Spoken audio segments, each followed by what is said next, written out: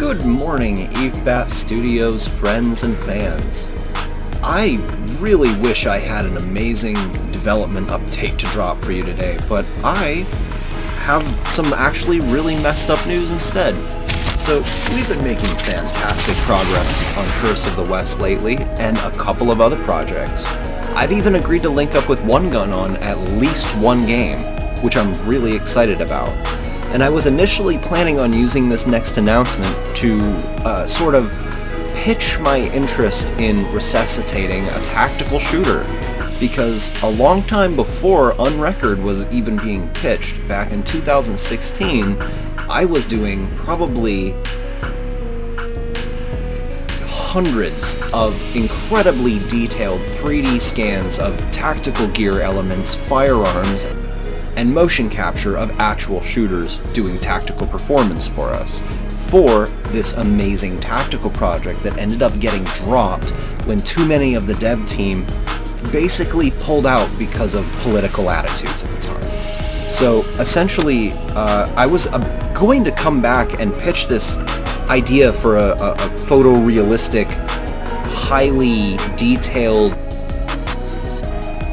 and elaborate AI-driven tactical experience when I was suddenly thrust into a tactical experience of my own, as my apartment complex saw fit to move a pair of stalker rapists into the apartment upstairs, who targeted both me and my fiance through the fire escape access and eventually penetrating through our front door.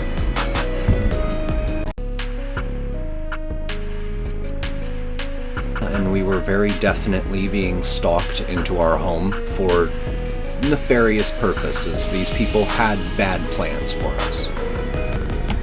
We were essentially forced into a situation where we had to go full tactical in real life, and I don't think either of us really slept that month, because these people were coming up and down and hanging out and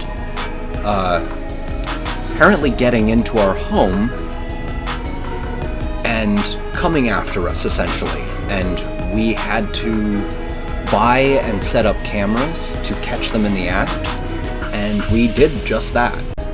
Here I was hoping for a chill month of development, but these people just weren't going to let us have that. So unfortunately, I was not able to make a lot of progress on Curse of the West this last couple months.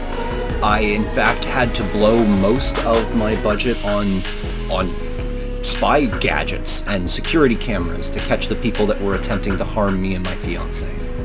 So as well as a fantastic stress test, this also presented me with an opportunity to use iClone for a unique purpose. I've been planning for some time on using iClone to do simple recreations of blocked out spaces where criminal activities occurred for analysis and breakdown for maybe a YouTube series. Well, this one hit really close to home, so I ended up creating the entire side of the building that I live in so that I could actually create an adequate tactical plan where we could see camera coverage and vulnerabilities that needed to be dealt with, essentially. Because I was so overwhelmed with everything that was going on, I was kind of struggling to know if I had all my bases covered, and I wanted to be thorough. Not only that, but this 3D model was used to present the crime to the police. So this is a case of iClone being used to catch actual criminals. And given the tempo of the current moment, I use this as an opportunity to throw together some of my assetry to create some simulated police for tactical animations and for potentially a tactical game. Honestly, based on these experiences, I'm really thinking that I'm going to, at very minimum, resuscitate the larger tactical project. Eventually baited this person into picking up a package from in front of our door, proving that they were the one that was coming and getting close, got a picture of them, and proved it was the person that came into our home that my fiance saw. So yeah, as you can imagine, this month has been a complete fucking nightmare for all of us. and I essentially went from attempting to resuscitate a Rainbow Six Siege-like tactical project to being thrown into a very too real scenario of Rainbow Six versus rapists.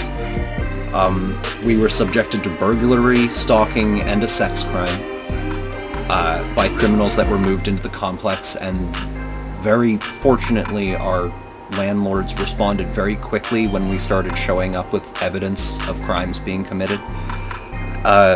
I've definitely dealt with landlords that just don't care and force you to sort with your own problems no matter what it says on the lease. But these people apparently were drawing a lot of negative attention as they had burgled the entire storage section of the building already, and they had apparently been causing a lot of problems with other people in the building. We were able to capture evidence of them coming back to test and see how much they could get away with us, which strongly indicates to me that they had much worse plans for me and my fiance. When they did sneak into our home, I was asleep and my fiance was naked in the kitchen, and they got behind them while they were naked in the kitchen with AirPods on. And that could have gone extremely badly for a number of reasons, a number of really messed up reasons. The number of you that know me here in person know that I'm a former competition shooter. The number of you that know me in person would understand why, both why I'm pushing to resuscitate a tactical project and why this situation could have played out extremely differently and extremely badly for everyone involved had it gone even slightly differently in either direction. And I'm really glad it got solved the way it did, but as it stands, we blew basically our entire budget on security, on alarms, on hardware to secure the windows better, and on hardware and software to capture evidence of our apartment and record a security feed inside of our home at all times. Because we're scared now.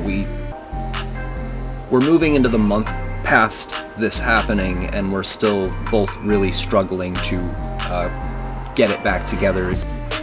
Well, it really disrupted our sense of security in our home, and honestly, it's only just recently that I've started being able to sleep properly again.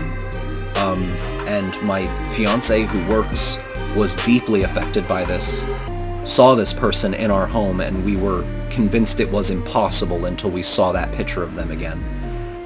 This was just absolutely terrifying, and we're doing our best to get back to it, but if any of you all want to throw some support our way, I absolutely would appreciate and could very much use the help right now.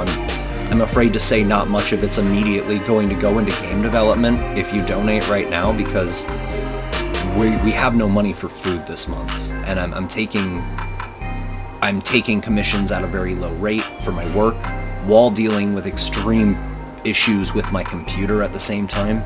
I'm having what appears to be a GPU related crash. It could be CPU overheating, and I'm doing some diagnostics right now to figure that out, but I'm coming up with very few answers after days and days of time burnt changing things around, moving things around, reinstalling all of Windows.